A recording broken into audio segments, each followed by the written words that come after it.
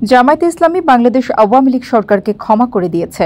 গত 15 বছর যে নির্যাতন করেছে তা ক্ষমা করে দেওয়ার ঘোষণা দিয়েছেন জামায়াতে ইসলামের আমির ড শফিকুর রহমান। মঙ্গলবার দুপুরে ঢাকা মহানগর উত্তর জামায়াত ইসলামী আয়োজিত রাজধানীর তেজগাঁওয়ের একটি হোটেলে সাংবাদিকদের সাথে মতবিনিময় সভায় তিনি এ ঘোষণা দিয়ে বলেন, কারো ওপর আর কোনো প্রতিশোধ নেবে না জামায়াত ইসলাম। কিন্তু দল হিসাবে আমাদের উপরে যা করা হয়েছে, এই জুলুম শব্দ বলতে আমার কষ্ট লাগে। যা করা হয়েছে আমরা আল্লাহর রাস্তায় তা ক্ষমা করে দিলাম। দল হিসাবে আমরা কোনো প্রতিশোধ নেব না।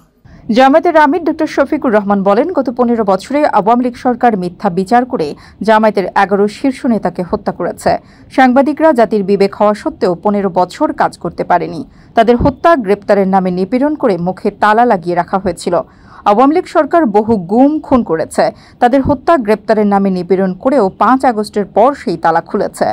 জামায়াত ইসলামের ওপর যে নিপীড়ন করা হয়েছে সেজন্য কারো প্রতি কোনো প্রতিশোধ নেওয়া হবে না বলে আবারও আশ্বস্ত করেছেন জামায়াতের আমির। তবে ভিকটিম হিসেবে কেউ যদি বিচার প্রত্যাশী হয় তবে তাকে স্বচ্ছ আইনি প্রক্রিয়া নিশ্চিতে সহায়তা করবেন তারা।